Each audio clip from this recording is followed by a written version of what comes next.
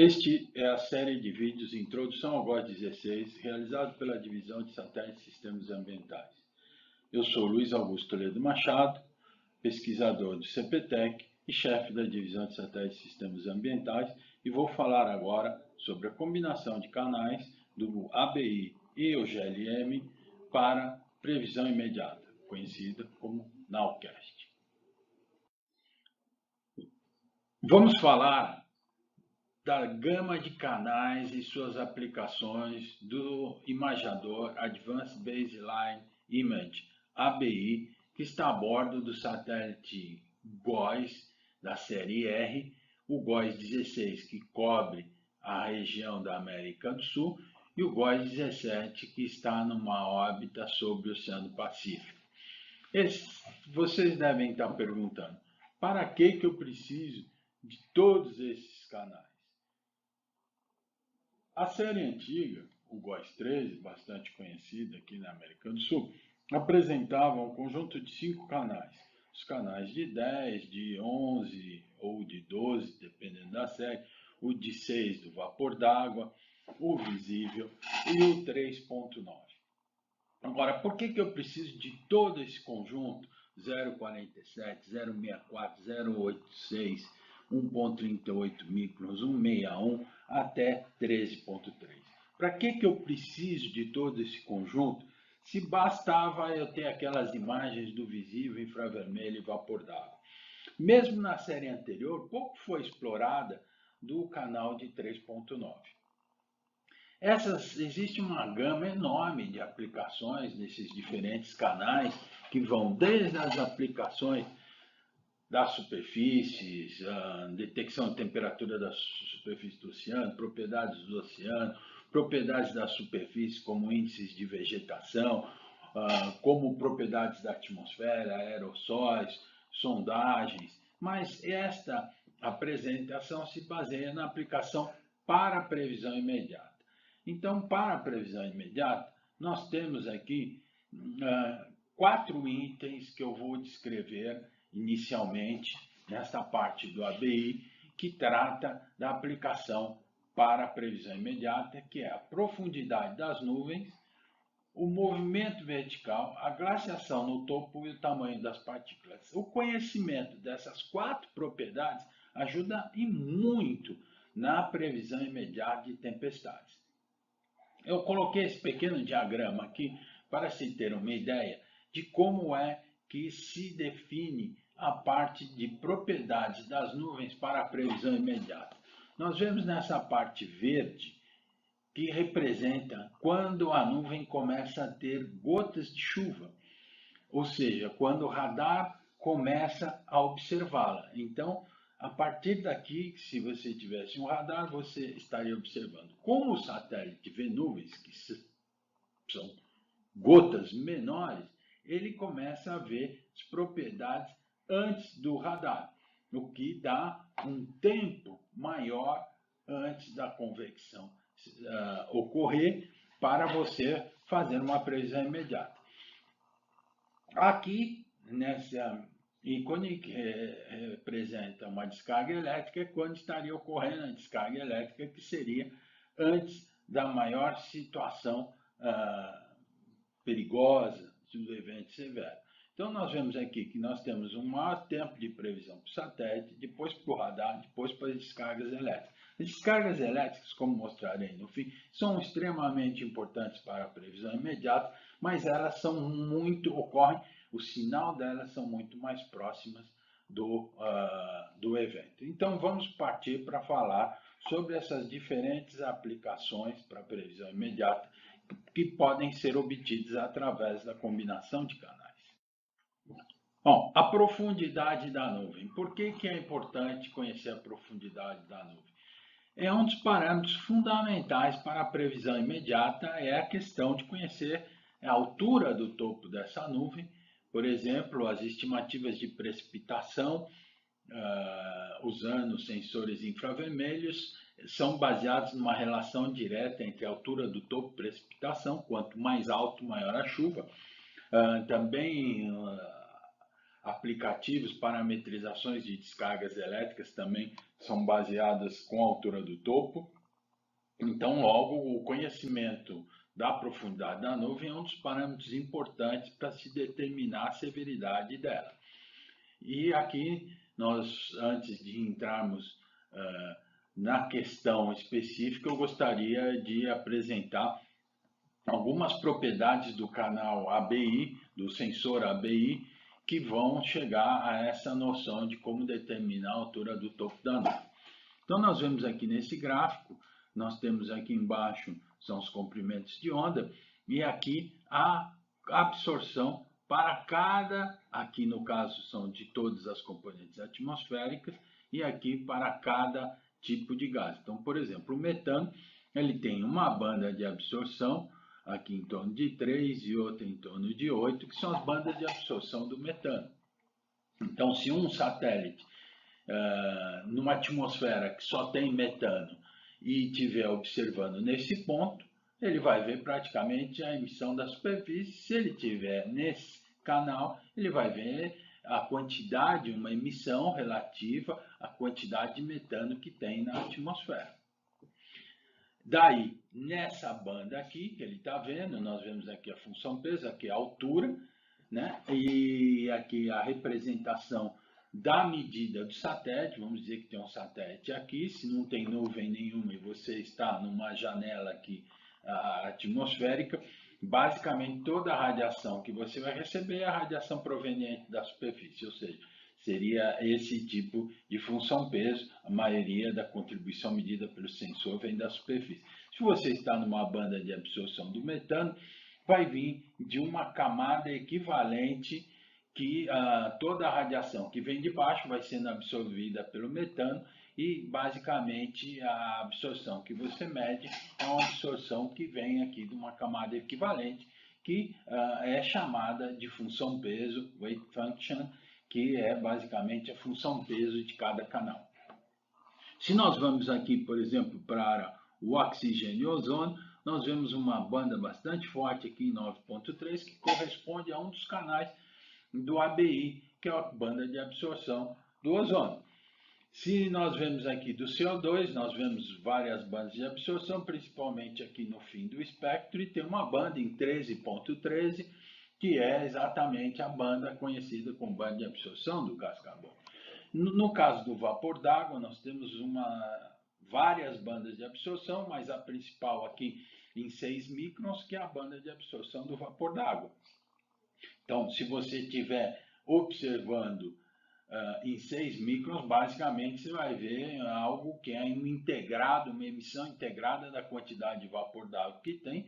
Logo, as emissões da superfície vão sendo absorvidas pelo vapor d'água e você tem uma camada equivalente que vai ter a emissão. E no total, nós vemos aqui todos os gases absorvedores, mas nós vemos algumas regiões que não tem pouca ou quase nenhuma absorção. Essas são as janelas atmosféricas. Nós temos aqui no visível, e essa é a mais conhecida, que é em 10,5, que é a camada da janela atmosférica que a gente chama o canal infravermelho. Então, se você fizer uma medida nessa banda, basicamente você vai ter em céu claro uma medida da emissão da superfície, uma medida relativa à emissão do topo da nuvem. Pegando um topo de uma nuvem, vamos supor que uma nuvem esteja por aqui. Se você fizer uma medida aqui, você, por exemplo, vê aqui menos 40 a temperatura, e a emissão dessa daqui vai estar em menos 40, que corresponde a essa altura aqui em torno de 8 km de altura.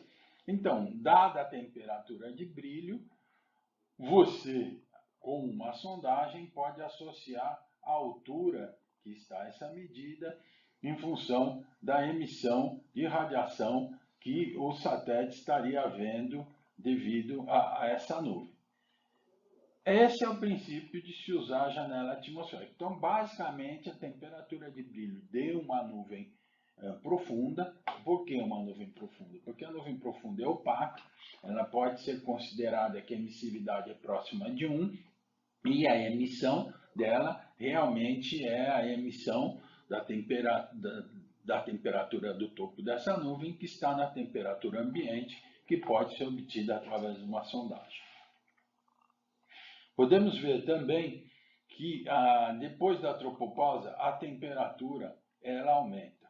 Essa característica vai ser importante para a gente discutir o próximo slide. Aqui iremos descrever uma técnica de diferença de canais que permitem conhecer o que a gente chama de nuvens penetrativas, em inglês overshooting, que é quando a nuvem ultrapassa o topo, ela ultrapassa a tropopausa. Uma técnica para se fazer essa medida de quais são as nuvens que têm essa propriedade de passar na altura da tropopausa, que são as nuvens extremamente profundas, que basicamente seria essa parte, a corrente ascendente é tão forte que consegue quebrar a tropopausa e fazer um overshooting. Isso é uma medida extremamente importante para caracterizar tempestades muito severas. Nós vemos aqui o canal do vapor d'água, uma nuvem profunda, o canal do infravermelho, com a mesma nuvem. Nós podemos ver que aqui essas noções de absorção do canal do vapor d'água apresentam uma característica diferente de imagem. E uma coisa interessante é que se você fizer uma medida de quanto chega de energia da emissão no infravermelho e no vapor d'água, sempre, praticamente sempre, vai ser no infravermelho que vai ter maior energia, porque, como nós mencionamos, vem de radiação da superfície, e aqui o vapor d'água vai absorvendo e a temperatura é mais fria, você tem menos radiação chegando ao sensor.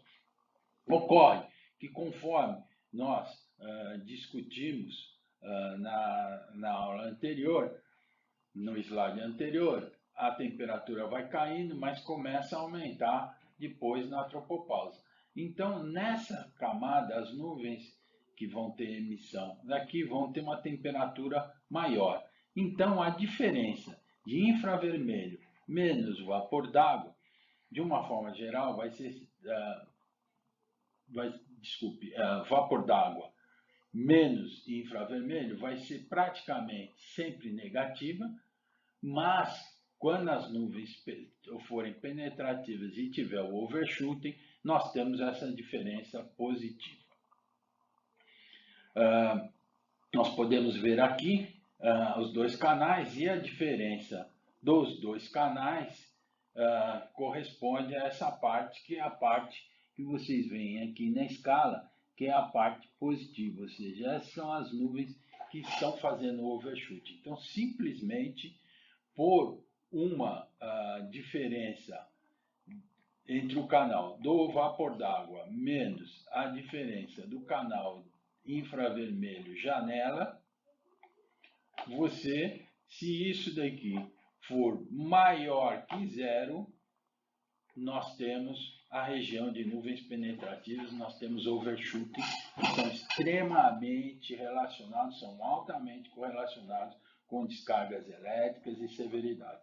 Então, outra característica de dois canais, a diferença de dois canais, que permite conhecer a profundidade da nuvem, ou seja, através do overshooting. Então, aqui, a profundidade da nuvem pode ser obtida somente através do canal 10.35 ou 11,5, ou a diferença vapor d'água menos infravermelho. Nós vemos aqui o 10.3, 6.9, cada sensor tem uma característica de posicionamento numa dada na janela atmosférica. Uma outra característica muito importante de se conhecer é se ter uma ideia do movimento vertical das nuvens. O movimento vertical dá uma ideia do fluxo de massa que está ocorrendo no interior da nuvem, e quanto mais intenso esse fluxo de massa, mais rápido vai ser o crescimento. Nós conhecemos que nuvens com um movimento vertical muito grande são as nuvens que são intensas. Então, uma nuvem que tem um crescimento forte, com uma derivada dessa, em pouco tempo, ele cresceu bastante, essa, no mesmo tempo, cresceu menos, num tempo maior, levou um tempo maior para crescer a mesma altura. Caracteriza essa como uma nuvem que tem um movimento vertical muito mais intenso que essa. Então, isso basicamente pode ser calculada pela derivada temporal, pode se chamar, ou a tendência, nos últimos 15 ou 30 minutos. No caso do Góis R, nós temos imagens a cada 15 minutos, você pode fazer essa derivada a cada 15 minutos, da temperatura do topo da nuvem. Então, basicamente, você pode calcular delta TIR em 15 minutos, dividido pelo tempo, que seriam 15 minutos, dá aproximadamente a velocidade vertical que essa nuvem tem. Isso é extremamente, quanto maior for esse valor, mais intenso o sistema que está ocorrendo. Então, calculando essa derivada, podemos ter essa noção de movimento vertical, de intensidade, que é uma ferramenta extremamente importante, principalmente para quando você ainda está na fase de iniciação convectiva, quando o sistema ainda não desenvolveu efetivamente de forma a ser um sistema profundo, porque depois que ele desenvolve sistema profundo, a única coisa que ocorre é a nuvem penetrativa, porque ele fica basicamente preso na tropopausa. Essa derivada não é importante, essa derivada é na fase de crescimento, que nos permite dar uma antecipação sobre quais nuvens que vão ser intensas no horário que elas estiverem desenvolvidas. Um outro parâmetro importante, além do movimento vertical da altura do topo, é a glaciação do topo da nuvem. Quanto o topo da nuvem tem de gelo? Nós sabemos que a formação de gelo é extremamente importante para a formação da severidade, formação de granizo, descargas elétricas só ocorrem em nuvens que têm a presença de gelo, e quanto maior a quantidade de gelo, maior a severidade. E nós temos aqui uma discussão, uma forma de medir a glaciação no topo da nuvem através de diferenças de canais também. Nós temos aqui, vamos falar de um exemplo deles, por exemplo, que nós temos a diferença 8 e 11 milímetros. Nós temos aqui nesse diagrama 8 aqui, 11 e 12. E essa figura mostra o coeficiente de absorção em função do comprimento de onda. Nós vemos que gelo e água apresentam uma resposta espectral totalmente diferente. A água ela apresenta um aumento da absorção aqui em torno de 14 e o gelo apresenta um máximo de absorção aqui em torno de 12. Logicamente, então, se nós fizermos uma diferença aqui nesse nível de 8 entre uma nuvem com um topo de água, você pega uma nuvem aqui, você tem a nuvem e você faz a medida nos dois canais. Se ela tem água ou gelo e eu estou medindo aqui, eu não vou ver diferenças nenhuma. Mas, se eu fizer essa medida aqui em torno de 11, vai haver diferenças muito grandes. Então, se eu fizer a diferença entre 8 e 11 microns, as nuvens, a diferença entre 8 menos 11 apresenta valores positivos para topos de nuvem compostos por gelo. Por quê? Aqui, o gelo, se fizer a diferença desse canal com dessa nuvem aqui, vai dar uma diferença bastante grande, e aqui vai dar uma diferença menor se ela for de água. Então, quanto maior, mais positivo, mais gelo vai ter. Se você fizer agora a diferença entre 11 e 12, ou seja, neste ponto aqui com este ponto aqui, nós vemos que as nuvens de gelo praticamente não vão ter diferença e as nuvens de água vão ter muita diferença. Então, a diferença 11 menos 12 apresenta valores positivos para topo e nuvens com gota de água e diferenças negativas com cristais de gelo. Ou seja, é praticamente o inverso dessa. Então, nós podemos fazer uma diferença chamada diferença triespectral. 8 menos 11, menos 11 menos 12. Essa diferença triespectral é muito importante para caracterizar esses topos da nuvem, que você apresenta valores positivos, vão descrever nuvens formadas por cristais de gelo, enquanto valores negativos dessa diferença triespectral vão mostrar nuvens formadas por gotas de nuvens. Essa é uma condição muito importante também, que é a glaciação no topo. E você deve estar perguntando, poxa, mas eu só aqui eu já poderia fazer a diferença, porque eu preciso fazer a diferença triespectral. Bom, veja, primeiro você precisa ter a diferença, porque para saber de uma nuvem para outra, você teria que saber exatamente qual seria a temperatura de emissão daquele topo. Como você faz a diferença, as nuvens estão no mesmo nível, a nuvem está no mesmo nível, então a princípio ela tem uma emissão, e o que modifica é E sigma T a quarta.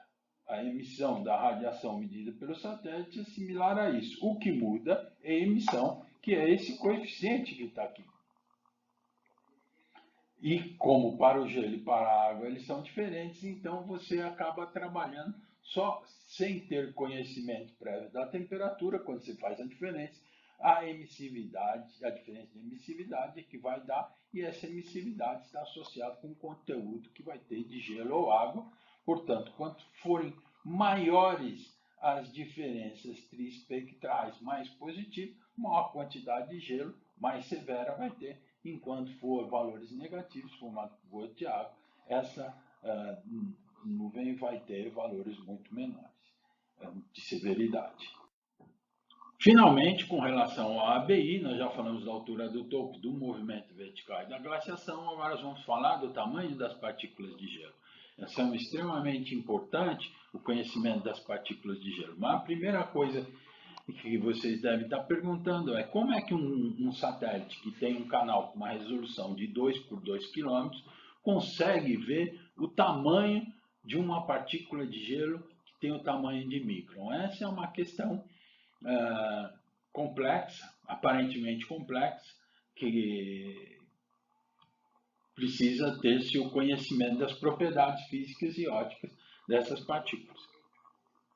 Aqui é o coeficiente de espalhamento. Aqui nós estamos falando de espalhamento, porque nós estamos aqui na banda de 3.9. Isso vale tanto para o canal de 1.6, como o canal 2.2, como 3.9, que tem uma parte de reflexão do visível. Mas também à noite, as propriedades de absorção do infravermelho permitem fazer essa mesma análise. Mas vamos para a simplicidade da discussão, vamos pensar somente que nós estamos de dia, estamos medindo a reflexão, e existe uma propriedade muito interessante nesses canais. Quanto menor o tamanho da partícula, maior é a reflexão. Ou seja, partículas grandes de gelo refletem pouco, partículas pequenas refletem muito. Logo, através deste canal ou desses canais, eu consigo ter uma ideia da distribuição média do raio efetivo das partículas que compõem o topo dessa nuvem. Então, também vemos que há diferença entre gelo e água. Isso também é um canal que também dá para ver as propriedades de glaciação, mas vamos se concentrar aqui nas propriedades de tamanho. Então, se eu estou vendo uma nuvem com alta refletividade, nós podemos ver aqui o exemplo, que reflete bastante, são as regiões que têm partículas pequenas de gelo. Devemos lembrar que, segundo a microfísica de nuvem, a dinâmica das nuvens, onde nós temos correntes ascendentes muito grandes, elas carregam essas partículas para cima sem dar tempo que essas partículas crescerem. Logo, aonde no topo da nuvem de gelo nós temos partículas pequenas são onde estão localizadas as principais correntes ascendentes. Nós vemos aqui um outro fator, que eu não vou discutir nessa aula, que é chamado do V-shape, são estruturas de severidade que são conhecidas como descritivo de severidade intensa, que é um outro fator que pode ser discutido em uma aula posterior, mas que é extremamente importante quando a gente vê os complexos convectivos de média escala no sul do país, que mostram a formação desse V-shape, é que certamente nós teremos grandes quantidades de chuva de granizo e possibilidades até de tornado. Mas voltando aqui a essas propriedades, a refletividade, o valor medido pelos satélites, depende do tamanho das gotas. Quanto menor a gota em uma nuvem, quanto menor a partícula de gelo no topo de uma nuvem profunda, você está localizando onde estão as correntes ascendentes mais intensas e é onde nós temos a convecção mais intensa. Então, este é um canal importante que permite conhecer a microfísica de nuvens. Aqui estamos vendo o sensor GLM, Geostationary Light Mapper.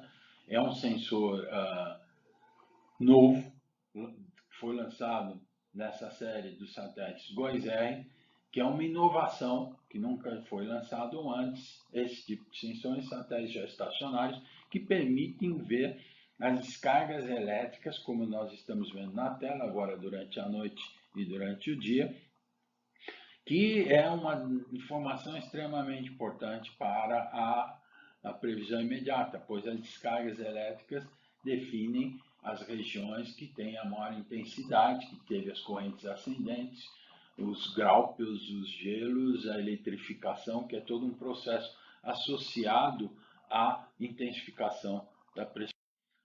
Conforme vimos no slide anterior, o GLM permite observar as descargas elétricas, aquela é praticamente uma imagem visível, e nós sabemos que neste comprimento de onda, 777 nanômetros, nós temos a máxima emissão de descargas elétricas. Quando ocorre uma descarga elétrica observada em cima, em 700 nanômetros, nós temos a máxima sensibilidade. Então, basicamente, é um sensor de medidas em 770 nanômetros, que é o amarelo intenso, que permite verificar a ocorrência de descargas elétricas e como isso é feito, uma descarga elétrica é da ordem de milissegundos. Esse sensor, ele fazem derivadas temporais, é um sensor que tem uma condição de fazer medidas em alta taxa temporal e aonde há um forte contraste, ele define como descargas elétricas. Então, é um sensor revolucionário, extremamente importante para a meteorologia, com uma função predominante na previsão imediata, como vou mostrar no próximo slide. Mas antes de ir ao próximo slide, eu gostaria de mostrar para vocês como são entregues esses tipos de dados. Cada descarga que a gente viu lá é um desses pontos aqui. Esses pontos são chamados eventos. Um grupo de eventos vizinhos, lembrando que a resolução do GLM é 8 por 8 km, e a junção desses conjuntos é chamado de grupos, e dois grupos vizinhos no tempo, que em um dado intervalo de tempo eles são agrupados, é chamado de flash.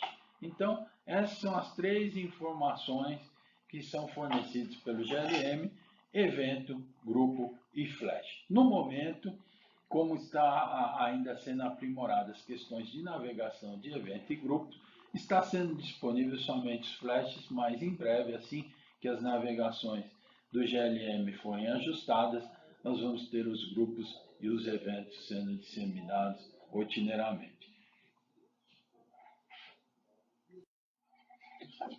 O dado que o CPTEC está provendo e desenvolvendo em sua web page e colocará nos aplicativos como o SOS Chuva, são o que nós chamamos de densidade de flash.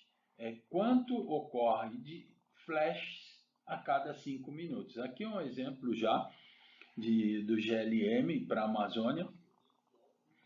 Como nós estamos no inverno, nós temos poucos casos, então esses foram os casos que eu consegui levantar agora, mas você vê da ordem de 32 flashes em 5 minutos, onde mostra a convecção ativa aqui nessa região. Logo, essa é uma informação extremamente útil para a Nowcast. Um exemplo aqui é a ocorrência da chuva que ocorreu em Campinas, que houve um downburst bastante importante com destruições de várias casas. Aqui as densidades, medidas não pelo GLM, por uma rede de descargas elétricas, aqui o tempo e aqui o número, e nós vemos que ele tinha esse comportamento e ele deu um pulo aqui para cima. Isso daqui a gente chama em inglês de lightning jump, ou pulo das descargas elétricas, é um aumento repentino do número de descargas elétricas, ou seja, um aumento, vocês poderiam ver através do dado do CPTEC, um aumento da densidade de descargas muito rápida no tempo, que corresponde ao momento que ocorreu o downburst, que especifica um momento que maior severidade, que vai ocorrer algo severo, ou seja, granizos de tamanho razoavelmente grandes, ou eventos como tornados ou downburst. Logo, essa informação, além de definir ela por si só, como aqui está na densidade de descargas elétricas, quais são as nuvens intensas e com altas densidades, elas estão com movimento vertical muito grande, uma grande quantidade de gelo, como também a evolução no tempo dessas densidades permite detectar com pouca antecedência, aqui em termos de 10 minutos, um evento que vai se tornar muito severo. Então essa foi apenas uma pequena, rápida introdução dessas propriedades. Então essas foram uma rápida introdução sobre o GLM, sobre o uso do ABI para a previsão imediata. Estamos à disposição. Obrigado pela atenção.